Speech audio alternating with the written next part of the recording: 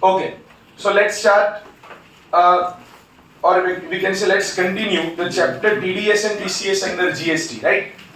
Okay, so first of all, ગઈકાલે TDS સમજ્યા તો બધાને આવડ્યું હતું? Okay, તો આજે TCS તો એનાથી પણ સિમ્પલ છે. જેમ TDS કરવા માટે ટેક્સ ડિડક્શન કરવા માટેની રિસ્પોન્સિબિલિટી એક જ પર્સન, મતલબ આમ તમે જો તો governmental agencies, okay, government PSUs, local authorities અને એ બધાને જ આપવા, પહેલું society registered by them, yes, society established by them, એમને આપી હતી. એમ TCS ની રિસ્પોન્સિબિલિટી તો ખાલી એક જ પર્સન ને છે. TCS તો ખાલી એક જ કરવાનો છે, ઈ છે e-commerce operator, electronic commerce operator. હવે પહેલા જે છે ઈ ઇલેક્ટ્રોનિક કોમર્સ ઓપરેટર વાળો વહીવટ કેમ ચાલતો હોય થોડુંક એવું ઈ સમજી લઈએ કે જેમાં અહીંયા TCS આવશે, જેની માટે અહીંયા TCS થશે. પછી બાકીનું તમારી માટે બહુ સિમ્પલ રહેશે. એક બે વસ્તુઓ ખાલી યાદ રાખવાની છે. બાકી થિયોરેટિકલ પોઈન્ટ્સ, પેલું રજિસ્ટ્રેશન સેપરેટલી લેવું પડશે અને GSTR 8 રિટર્ન ભરવું પડે. ગઈકાલે ઓલાને 7 હતું ને TDS વાળું, અને એ જેવા નાના મોટા થિયોરેટિકલ પોઈન્ટ્સ છે કે જે પછી આપણે વાત કરી લઈશું. યસ, આટલું સમજાણું પેલા બધાને? યસ. તો સૌથી પહેલા છે ને તમે ઈ-કોમર્સ નો બિઝનેસ નું ખાલી એક એક્ઝામ્પલ લઈએ ને આપણે સમજીએ. તો કે ઈ-કોમર્સ બિઝનેસમાં છે ને ત્રણ પાર્ટી ઇન્વોલ્વ હોય ત્યારે TCS આવશે. બે પાર્ટી વાળામાં TCS નહીં આવે. સર શું બોલો, સમજાવો. 3 પાર્ટીઝ. એક છે ઈ-કોમર્સ પ્લેટફોર્મ, કે જેને હવે આપણે કહીશું ઈ-કોમર્સ ઓપરેટર. ઈ-કોમર્સ ઓપરેટર કે જે છે basically platform. For example Amazon, Flipkart, Myntra, Jio, Meesho. Services માટે આપણે એક્ઝામ્પલ લઈ શકીએ Zomato, Swiggy, બરાબર ને? પછી એક ક્લાસ પ્લસ છે. ક્લાસ પ્લસ આપણી એપ જેને બનાવી છે ને ઈ ક્લાસ પ્લસ છે. આપણે જે ક્લાસની એપ જે છે ને એના પ્લેટફોર્મ પર ચાલે છે. ક્લાસ પ્લસ કરીને છે. ઓકે, હવે છે ને આ ઈ-કોમર્સ ઓપરેટર થયા, એક પાર્ટી થઈ. હવે બીજા પાર્ટી થયા, ઈ હોય ઈ-કોમર્સ પાર્ટિસિપન્ટ્સ.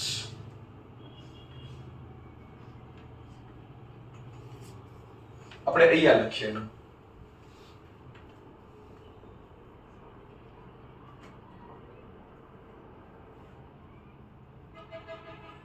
એટલે જે આપણા માટે અહીંયા છે supplier of goods or services. જે શું કરે છે કે ઈ-કોમર્સ પ્લેટફોર્મ યુઝ કરીને ગુડ્સ સપ્લાય કરે છે. Yes, e-commerce platform customers, users, or you can say customers, જેને આપણે હવે કહીશું recipient. ઓકે, નોર્મલી કામ કેવી રીતે થતું હોય, તમે Amazon, Flipkart, આપણા મગજમાં છે ને કેવી ઇમેજ છે કે Amazon થી મંગાવ્યું તો બહુ સારું આવ્યું હતું યાર, Amazon માંથી આ નથી સારું આવ્યું યાર, Amazon માં આમ ન હોય. અરે યાર, Amazon કે બનાવતા થોડા છે, પ્રોડક્ટ બનાવે ને વેચે થોડા છે Amazon વાળા. એ તો ખાલી એક ઇન્ટરમીડિયરી છે. એ લોકો ખાલી પ્રોડક્ટ સપ્લાયર્સ અલગ પાસે લઈને તમારા સુધી પહોંચાડે છે. That's it. ઓકે, એટલે what you should do is, તમારો જ્યારે કંઈક પ્રોડક્ટનું ખરાબ કામ થયું હોય કે પ્રોડક્ટ બહુ સારો રહ્યો હોય ને, તો તમે જુઓ ને એમાં, તો એ છે ને એમાં સેલરનું નામ આવે. Amazon ની અંદર તમે ઓર્ડર આપતો હોય ને તો હુ ઇઝ ધ સેલર, ઈ તમારે જોવાનું. ઈ સેલર વિશે તમારે આઈડિયા લેવાનો. એની પ્રોડક્ટ તમને બહુ સારી મળી તો નેક્સ્ટ ટાઈમ ધ્યાન રાખવાનું કે ઈ પ્રોડક્ટ તમે સર્ચ કરો તો ઈ સેમ સેલર પાસેથી લો, ભલે કદાચ 5-10 રૂપિયાનો ફરક હોય. યસ ઓર નો? અને કોઈ વખત ખરાબ અનુભવ થઈ ગયો કોકનો તો ઈ સેલરનું નામ ઈ આ હોય, ઈ-કોમર્સ પાર્ટિસિપન્ટ, જે ગુડ્સ સપ્લાય કરતો હોય. સમજ પડી? નોર્મલ કેસ કેવી રીતે થતો હોય તો કે ભાઈ ઈ-કોમર્સ પ્લેટફોર્મ યુઝર્સ, કસ્ટમર્સ જે છે ઈ શું કરે, ઈ આને ઓર્ડર આપે. ઓકે, નોટ ઓન્લી ધેટ, ઓર્ડરની સાથે એને મની પણ આ લોકો જ આપે. તમે પ્રી પેમેન્ટ ઈ કરી શકો કે પેલું ઓર્ડર ડિલિવર થઈ પહેલા તમે બધું credit card, debit card, UPI થી બધું બરાબર ને નેટ બેન્કિંગ થી તમે પેમેન્ટ કરી દો. ત્યાં તો ઘણી વખત કેશ ઓન ડિલિવરી કરો પણ તમારી પાસેથી પૈસા લેવા વાળું મોસ્ટલી હોય કોણ છે? E commerce operator. E commerce operator જે છે એ આ પાર્ટિસિપન્ટ, તમે એને ઓર્ડર આપ્યો પણ ઈ પ્રોડક્ટ તો આની છે, એટલે થશે શું કે અહીંથી અહીંયા પ્રોડક્ટ જશે જે અલ્ટિમેટલી તમારી સુધી પહોંચે. તમને ઘણીવાર પ્રોડક્ટ ના આવી ગમી તો તમે આને રિટર્ન કરી દો, જે અલ્ટિમેટલી આને રિટર્ન કરી શકે. Yes or no? ઈ તો ઈ જે સપ્લાયર છે એની હારે ડીલ કરતા હોય ઈ બધાએ પહેલેથી કોન્ટ્રાક્ટ કર્યો છે કે ભાઈ જો Amazon એ કીધું અમારી 15 ડેઝ રિટર્ન પોલિસી છે, પૂછવાનું નહીં કેમ રિટર્ન માંગે. યસ ઓર નો? તો ઈ તમારે 15 ડેઝ ની અંદર ઈ પ્રોડક્ટ રિટર્ન કરવાની થઈ શકે. સામે છે 15 ડેઝ ની અંદર એ તમારે પ્રોડક્ટ રિટર્ન કરવાની લેવાની કે એવું થઈ શકે. એવું ઈ-કોમર્સ પાર્ટિસિપન્ટ સાથે પહેલેથી ડીલ કરી છે, whatever the case may be. Okay, માની લો પ્રોડક્ટ સક્સેસ રહી, રિટર્ન કરવાનું થતું નથી, તો ઈ-કોમર્સ ઓપરેટર એને તો કોલ શું કર્યું હતું? પેલા પ્લેટફોર્મ વાળા પૈસા આપ્યા હતા, હા કે ના? ઈ-કોમર્સ ઓપરેટર જે છે ઈ પોતે જે આ મની મળ્યા હોય માઈનસ પોતાનું કમિશન કે સર્વિસ ચાર્જ જે કહેતા હોય ઈ કરીને ઈ અમાઉન્ટ જે છે ઈ શું કરી દેતા હોય? ઈ-કોમર્સ પાર્ટિસિપન્ટ ને આપતા હોય. યસ ઓર નો? આટલું પેલા બધાને ખબર પડી? હા, ઓકે. આ રીતે ઈ-કોમર્સ વર્ક કરે, જેમાં TCS આવશે. એક બીજો વે હોય કે જેમાં ઈ-કોમર્સ વર્ક કરે પણ એમાં TCS નહીં આવે. સર શું છે? જેમાં બે જ પાર્ટિસિપન્ટ હોય. મતલબ હું ખુદ જ એવો છું કે જેને હું પ્રોડક્ટ ને મારી સર્વિસ મારી વેબસાઈટ થી સેલ કરું. Website is also having a website is also electronic commerce. મારો બિઝનેસ ઓનલાઈન હોય કે જ્યાં કસ્ટમરને ઘણી બધી ફેસિલિટી બધું મળતું હોય, that is also electronic commerce. પણ હું પ્રિન્સિપલ ટુ પ્રિન્સિપલ બેસિસ પર સેલ કરું, મારી પ્રોડક્ટ કોકને વેચું છું. અહીંયા શું છે? અહીંયા ઈ-કોમર્સ ઓપરેટર જે છે ને ઈ આમ તમે જુઓ ને તો એક he is working for his you can say supplier. એને એક પ્લેટફોર્મ આપનારો છે કે સપ્લાયર તો બીજો છે, હું તો ખાલી પ્લેટફોર્મ છું. પણ હું જે વાત કરું છું એમાં ઘણી વખત એવું બને કે મારી જ ખુદની વેબસાઈટ થી હું ડ્રીમેક્સ ની વેબસાઈટ બનાવીને એનાથી વિડિયો લેક્ચર સેલ કરું તો પાર્ટિસિપન્ટ એ તમે ઓપરેટર. હા, પાર્ટિસિપન્ટ એ હું ને ઓપરેટર એ હું અને સામે ખાલી રિસિપિયન્ટ. તો એમાં TCS આવે જ નહીં. એમાં TCS ની પોસિબિલિટી જ નથી, કારણ કે TCS કોને કોનો કરવાનો છે એ સમજજો. ઈ-કોમર્સ ઓપરેટરે ઈ-કોમર્સ પાર્ટિસિપન્ટ નો TCS કરવાનો છે. આટલું સમજાણું? તો બે વાળા પાર્ટી વાળું કામ હશે તો TCS થશે નહીં. હવે સર TCS થશે ક્યાંથી? તો કે આજે ઈ-કોમર્સ ઓપરેટર આજે પૈસા આપતો હશે ને ઈ-કોમર્સ પાર્ટિસિપન્ટ ને, એટલે કે Amazon કોઈ સેલર ને સપ્લાયર ને પૈસા આપતો હશે એમાંથી TCS કરશે. સર TCS ના કહેવાય, આને શું કહેવાય? TDS. ડાઉટ પહેલો આ થાય કે સર આને TCS થોડો કહેવાય, આ તો આને પેમેન્ટ કરે છે એટલે એને TDS કહેવું જોઈએ. યસ? તો કે નહીં, એને અલગ રાખવું. જો જેટલું ઇન્કમ ટેક્સ માં ઈઝી છે ટેક્સ કલેક્શન એટ સોર્સ, એટલું કદાચ તમને અહીંયા ઈઝી નહીં લાગે. એટલું કદાચ તમને ઈઝી નહીં લાગે સમજવું, કારણ કે એટલું ઓબ્વિયસ છે નહીં. પણ આ લોકો એને કેમ ટેક્સ કલેક્શન એટ સોર્સ નામ આપ્યું છે એ સમજાવું છું. પહેલા તો તમે જ્યારે TDS ગઈકાલે સમજ્યા હતા તો TDS કોણ કરતો હતો? ગવર્નમેન્ટ કોણ હતું? રિસિપિયન્ટ. તો રિસિપિયન્ટ કરી લેતો હતો ને, એને આપણે શું કહીએ છીએ? TDS. GST માં જે અહીંયા રિસિપિયન્ટ કઈ કરે છે?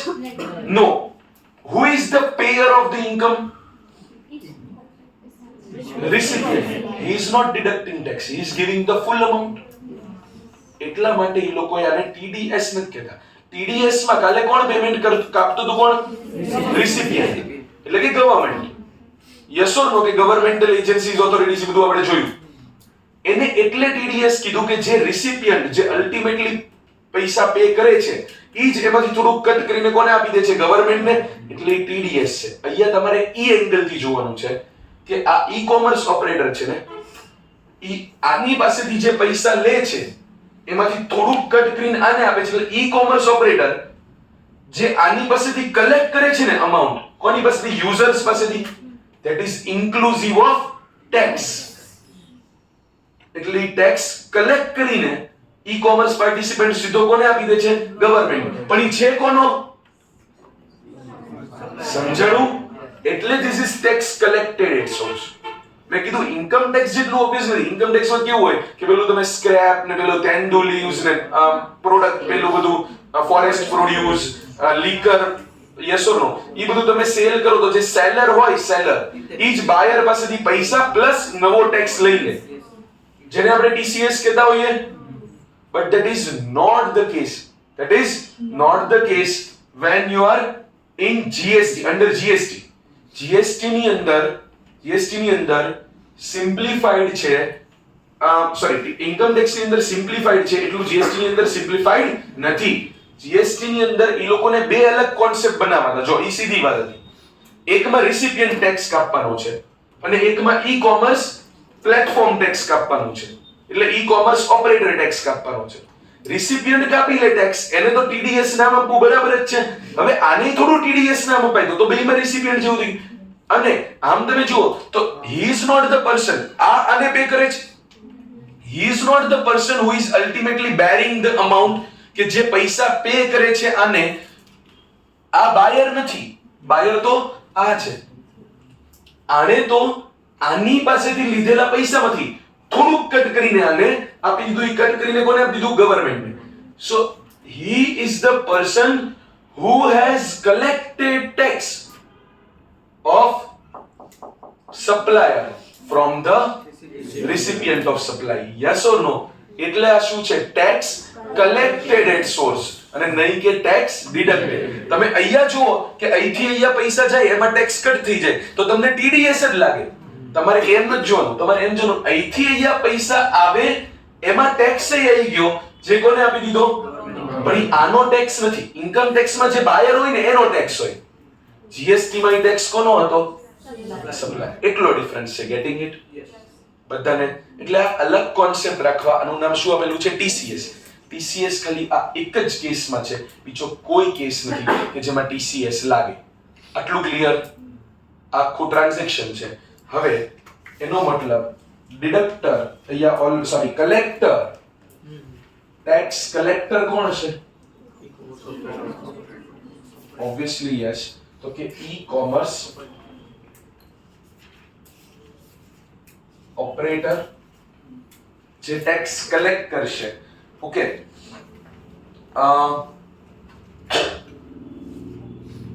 કલેક્ટી કોણ હશે કે જેના વતી કલેક્ટ થાય છે? સપ્લાયર. Yes or no? ઈ તમને સમજાઈ જશે. ઈ તો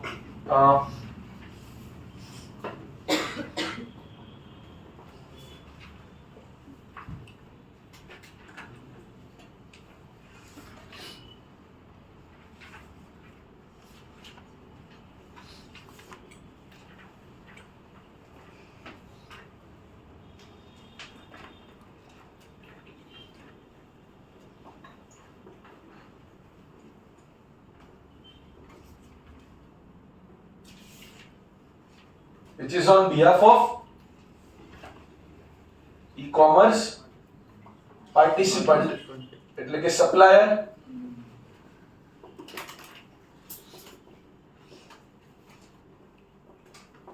આટલું done. Rate of TCS, rate જોવો પડે ને, તો that is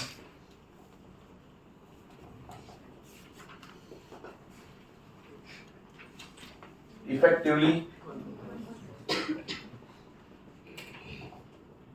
1%. CGST, SGST અને IGST તમે જોવો તો 1%. Yes or no? That is the rate of TCS. On which amount? કેટલી amount માંથી તમારે TCS કરવો પડશે?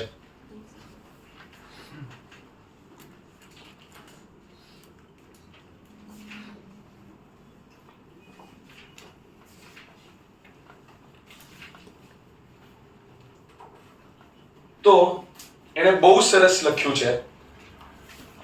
every every electronic commerce operator not being an agent has been mandated to collect tax at source on net value of taxable supplies, supply net of returns if any. Okay, so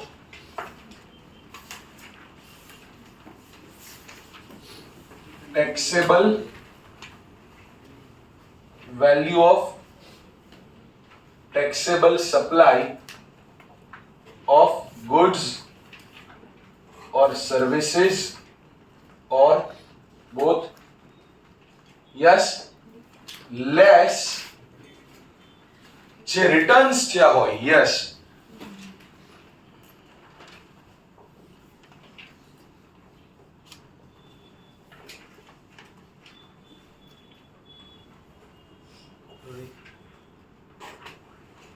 કારણ કે return આમાં બહુ common છે. Yes sir, આવું at what time ક્યારે આવી રીતે કરશે તો કે મંથલી બેસિસ આખા મહિનાનું જોઈ લેશે એમેઝોન વાળો કે ભાઈ મારે ત્યાં મિસ્ટર XYZ સપ્લાયર છે, ચલો એક સ્ટેશનરી વાળો છે. ઓકે, હું ઘણી વખત સ્ટેશનરી ને બધું મંગાવતો હોય, પેલી ઇંકની મોટી બોટલ્સ ને બધું યા તમે મસ્ત જાવ તો નથી મળતું હતું, પણ એમેઝોન પર ને એમ બધું મને ઘણું સસ્તા મને એમ પડતું હોય તો હું તેથી મંગાવતો. તો XYZ સ્ટેશનર્સ ઈ શું છે? રજિસ્ટર્ડ પર્સન છે. ઓકે, હું એક પર્સન છું કે જેને ઈ કોમર્સ ઓપરેટર પાસે એમેઝોન પાસેથી XYZ સ્ટેશનર્સ ની પ્રોડક્ટ પરચેસ કરી છે, મેં પરચેસ કરી છે. તો એવો હું એક જ નહીં હોય ને, કેટલાય બધા લોકો હશે કે જે XYZ સ્ટેશનર્સ પાસેથી પ્રોડક્ટ લેતા હશે. આખા મહિનામાં ઓલો જોઈ લેશે Amazon, Flipkart, Myntra, Jio, Zomato, Swiggy, class plus કોઈ પણ કે ભાઈ આને ટોટલ ટેક્સેબલ સપ્લાય કેટલું કર્યું, ટોટલ ટેક્સેબલ સપ્લાય કેટલું કર્યું, લેસ એમાંથી કેટલું એને રિટર્ન આવી ગયું. કારણ કે રિટર્ન આવ્યું તો સપ્લાય 55 થયું જ ના કહેવાય, સપ્લાય ફાઇનલ બન્યું જ નથી. યસ ઓર નો? તો જે રિટર્ન આવ્યું એમાંથી શું થઈ જશે? લેસ. તો જે બચ્યું એના પર 0.5 અને 0.5 એ શું કરી નાખશે? TCS. અને નેક્સ્ટ મંથના 10th સુધીમાં, જેમ TDS માં 10th હતી ને નેક્સ્ટ મંથની, એ નેક્સ્ટ મંથના 10th સુધીમાં GSTR 8 ભરીને એ શું કરી દેશે? ભરી દેશે. હા, ખાલી when TCS is not applicable,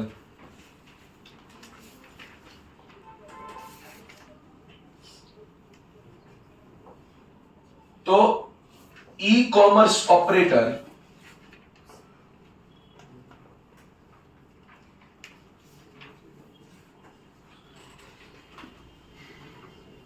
notified under section 9(5).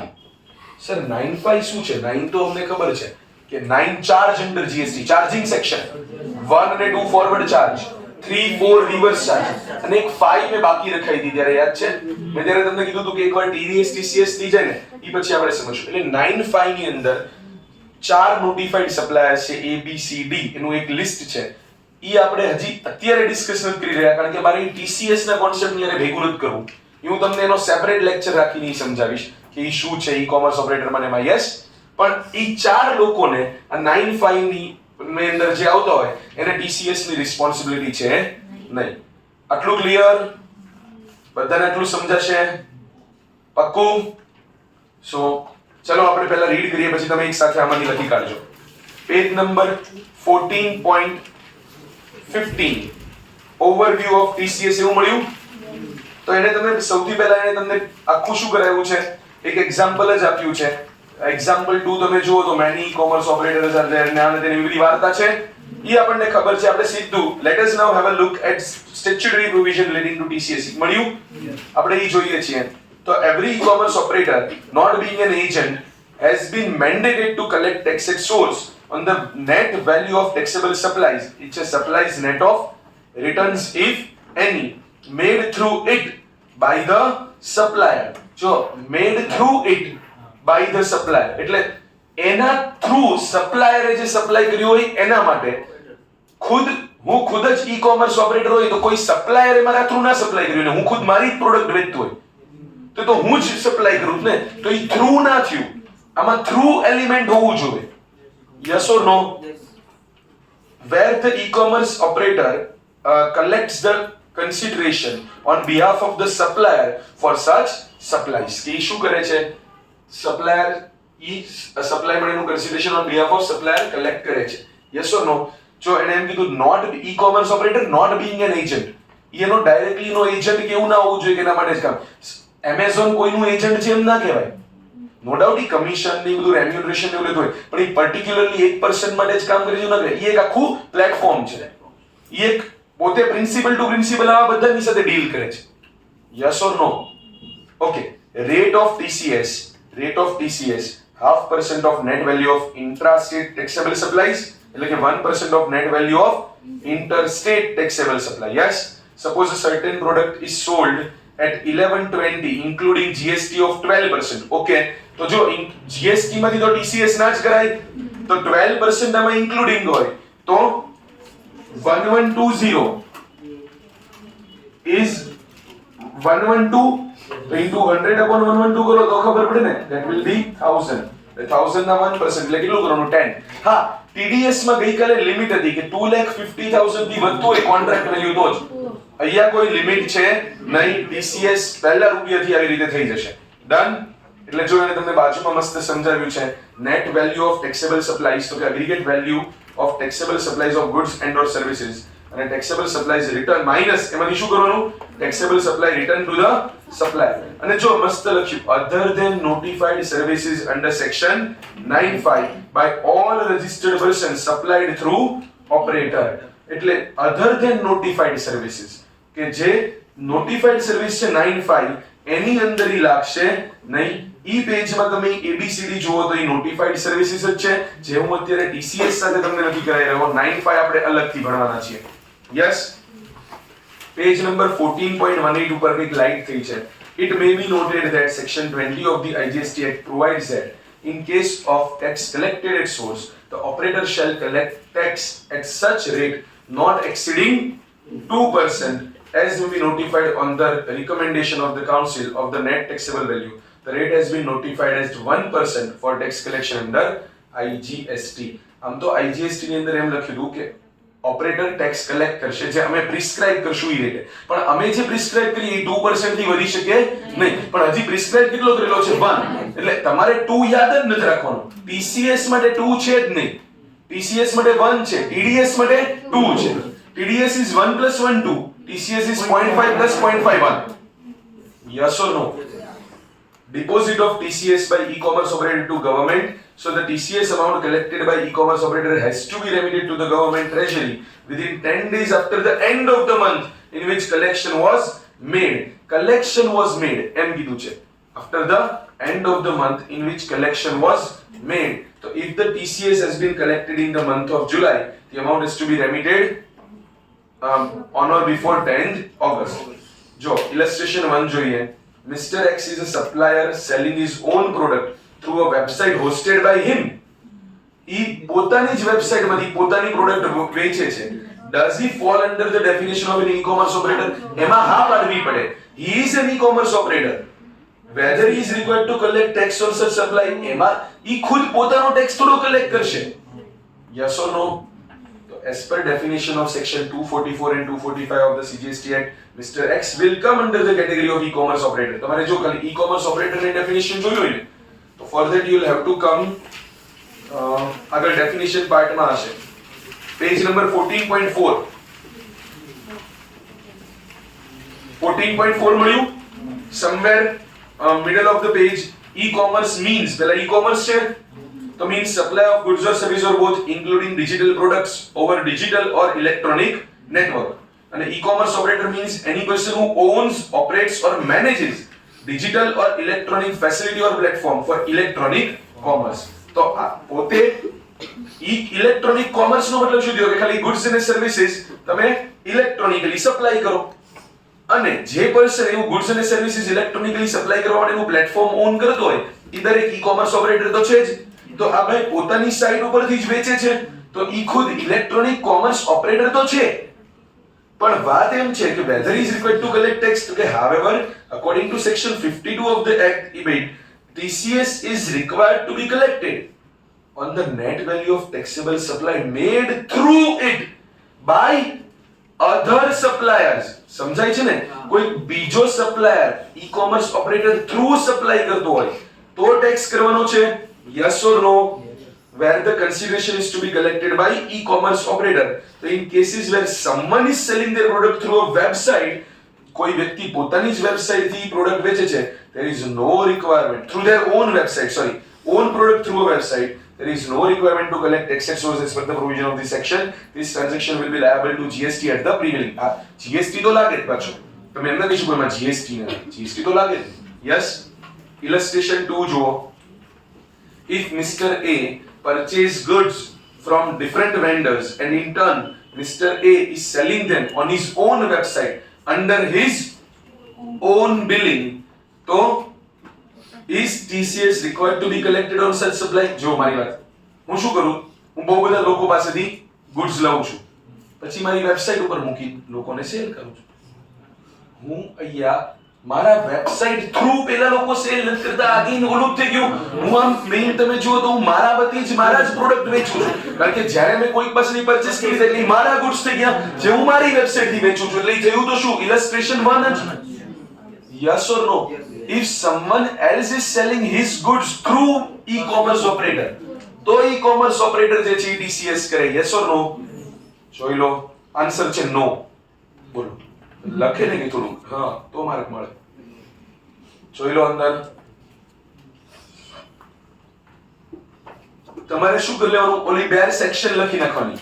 આવું જ્યારે તમને એક્ઝામમાં પૂછે ત્યારે તમારે પેલું લખી નાખવાનું, who is liable to collect માં હતું ને, every e-commerce operator not being an agent has been mandated to collect TCS on net value of taxable supply made through it by the supplier, where e-commerce operator collects the consideration on behalf of the supplier for such supply. પહેલા એ લખી કાઢવાનું. એટલે તમારી પાસે કંઈક જવાબમાં હા કે ના કહેવા તો કંઈક કારણ તો રહે. બાકી પ્રોવિઝન શું લખશો? હા કે ના તો સમજાઈ ગયું. યસ ઓર નો? આટલું ખબર પડી ગઈ?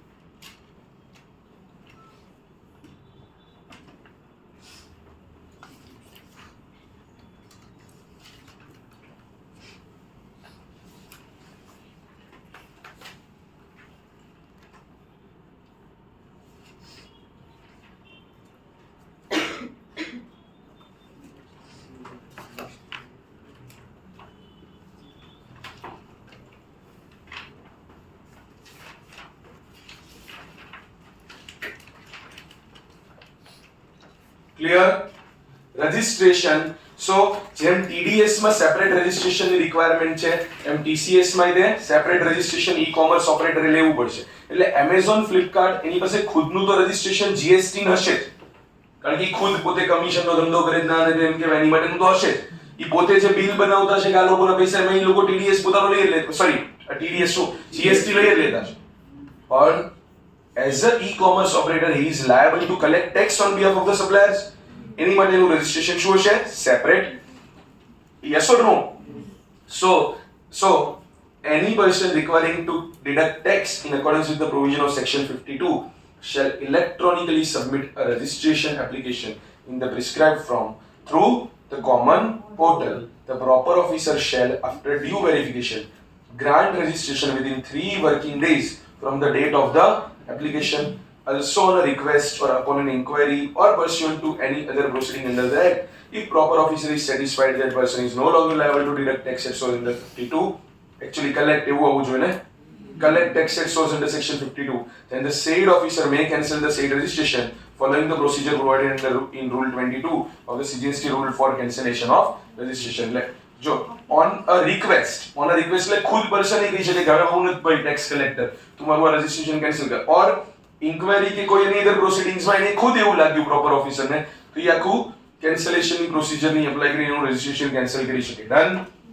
filing of monthly and annual statements by e-commerce operator. So an electronic statement form GSTR 8 has to be filed by the e-commerce operator containing details of outward supply of goods and or services effected through it, including the supplies returned through it and the amount collected by it as TCS during the month within 10 days after the end of the month, each month in which supplies are made. So, બહુ જોરદાર.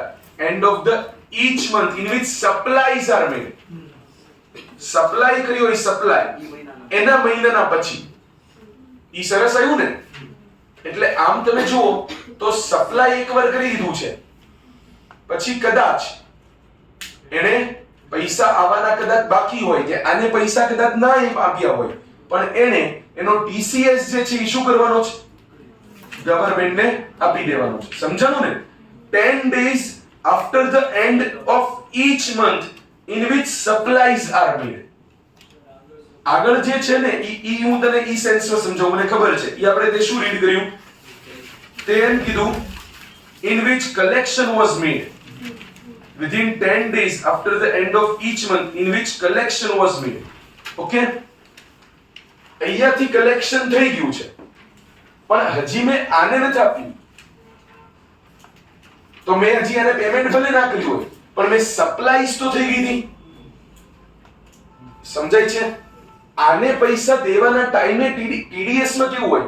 TDS માં કોઈકને કહેતો હોય ને કે આલે તું પૈસા રાખ, at that time I deduct the tax. It is not the case in TCS. TCS માં હું આને આપું ના આપું મારો હિસાબ સમજાણો ના સમજાણો, what I have to do? મારે ગવર્નમેન્ટને તો ટેક્સ કલેક્ટ કરીને નેક્સ્ટ મંથની 10th સુધીમાં પહોંચાડી દેવાનું છે. Yes or no? યસ. હજી એના રિલેટેડ ક્લેરિફિકેશન આવશે કારણ કે બંને જગ્યાએ અલગ અલગ વર્ડ્સ લખ્યા છે એટલે પણ ઈ રહેતા રહેતા આપણે ખબર પડશે. ચલો.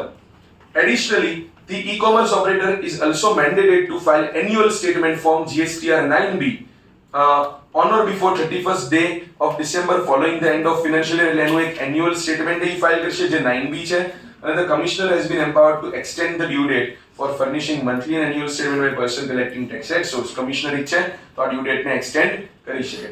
Done. અને notice to the operator seeking the details. આ બહુ સરસ છે. ખાલી જસ્ટ અને TCS સાથે લેવા દેવા નથી. ઘણી વખત કેવું થાય છે કે ઈ-કોમર્સ પ્લેટફોર્મ થ્રુ ઘણા લોકો બાયર સેલર્સ ની બધા રજિસ્ટર્ડ હોય, આડાવડા વહીવટ થતા હોય, અમુક લોકો એવી બધી પ્રોડક્ટ્સ લેતા હોય કે જે બેન્ડ હોય, રિસ્ટ્રિક્ટેડ હોય. પાસ્ટમાં એવું ખબર પડી છે કે અમુક લોકો એમેઝોન એના થ્રુ યુ કેન સે જે બેન્ડ આઇટમ્સ હોય ઈ ત્યાંથી વેચતા હોય કે જે નોર્મલી ડ્રગ્સ ને એવું બધું જે નોર્મલી અલાઉડ ના હોય પણ ઈ ત્યાં વેચતા હોય.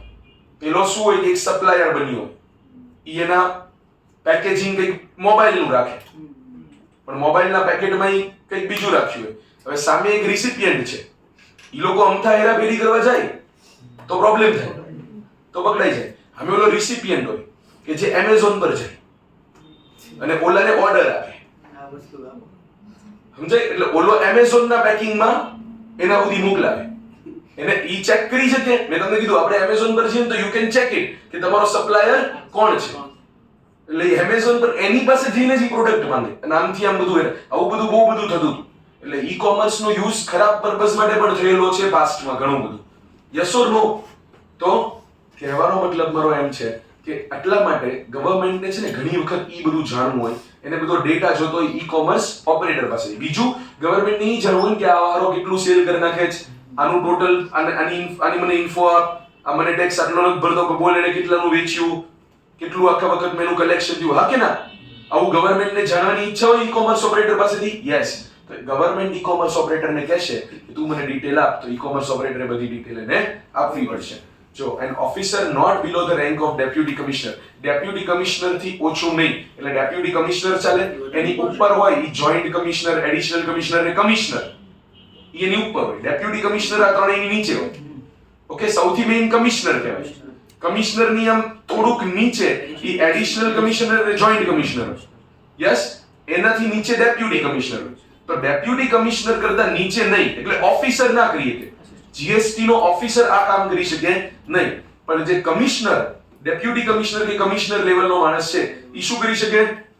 તો તો can issue notice to an operator asking him to furnish the details relating to volume of the goods or services supplied, stock of goods lying in warehouse or godown etc. તો એ બધું એને પૂછી શકે કે કોના સ્ટોક છે, કોના તમારી પાસે શું પડ્યું છે, કેટલા ગુડ્સ છે, કોના છે, yes or no, એ બધું પૂછી શકે. The operator is required to furnish such detail within 15 working days. In case an operator fails to furnish the information, besides being liable to penal action under section 122, જે final level આવે ઈ તો લાગશે જ, it shall also be liable for a penalty of up to rupees 25,000. આટલું done? બધાને સમજાણું? yes or no? આ હતું TCS. પાછળ આની TDS TCS પહેલી વખત આવ્યું છે, ખાલી એક્સરસાઇઝ ટેસ્ટ યોર નોલેજ જોવું હોય તો you can see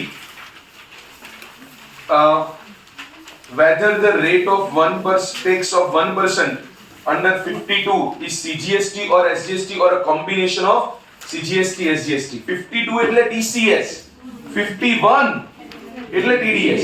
તો આવું તમને કરીને પૂછી નાખે 52 તો ભાઈ કે લે આ તો 1%, આમ થોડું હાલે, થોડુંક એટલે તમારે સેક્શન નંબર યાદ રાખવો પડશે. yes or no? તો 52 એટલે કેવું છે? TCS. yes or no? તો 1% છે કે CGST છે, SGST છે કે કોમ્બિનેશન? તો કે it is a combination, aggregate છે. બીજું, is every e-commerce operator required to collect tax on behalf of actual supplier? તો આમ તો yes, પણ ઓલા 95 વાળા જે છે એની માટે નથી કરવાનું. yes or no? notified. બીજું, taxable supply પર કરવાનો છે ને, એટલે exempt supply પર તમારે કરવાનું નથી. અને obviously forward charge હોય એમાં TCS થાય, reverse charge માં જેમાં આને ટેક્સ ભરવાનો હોય તો એ આની માટે તો taxable supply જ નથી, એટલે reverse charge વાળામાં થશે નહીં. getting it? અને third એમ કે છે state whether the provision pertaining to tax collected at source under section 52 of CGST Act will be applicable if Filtan Limited sells watch on its own through its own website. જોઈ લીધું? પેલી આખી provision લખી ના પાડી દેશું, બધું TCS નું જ લાગે, નહીં એક્સરસાઇઝમાં TDS નું આવ્યું જ નહીં. અને there is no onus of filing any monthly and annual returns statement by e-commerce operator. Examine the technical veracity of the statement. So this statement is incorrect. કારણ કે monthly એને કેવું ભરવાનું હોય? GSTR 7 અને annually 9 8 sorry, monthly 8. હું કયું બોલ્યો? 7 is for TDS. sorry તો 8 જે છે એ monthly રહેશે અને annually 9B ઈ ભરવું પડશે. so this statement is incorrect. yes. પછી fifth, state whether the provisions pertaining to tax collected at source under section 52 of the CGST Act will be applicable if ABC Limited, who is dealer of Royal brand sells watches through Flipkart. બરાબર ને? an e-commerce operator 110%. આની માટે તો section બનાવી છે. yes or no? કારણ કે royal વેચે છે Flipkart થી, એના માટે તો સેક્શન બની. Flipkart ખુદ Flipkart થી વેચતું હોય તો સેક્શન નથી. રોયલ ખુદ રોયલ ની વેબસાઈટ થી વેચે તો, પણ રોયલ Flipkart ની હેલ્પ લે છે તો એની માટે તો બન્યું છે. yes or no? so that is TCS. પહેલા પ્રોવિઝન લખશો, ડિટો ઈ 4 લાઈન ગોખી જ નાખજો, as per section 52 કરી લખી નાખવાનું. yes or no? આટલું ડન? સો એમાં TCS લાગશે. સમજ પડી ગઈ? સો આ સાથે વધુ એક simple chapter TCS, TDS and TCS ઈ ખતમ થાય છે GST માં. Thank you everyone. You can copy this. That's it. Thank you.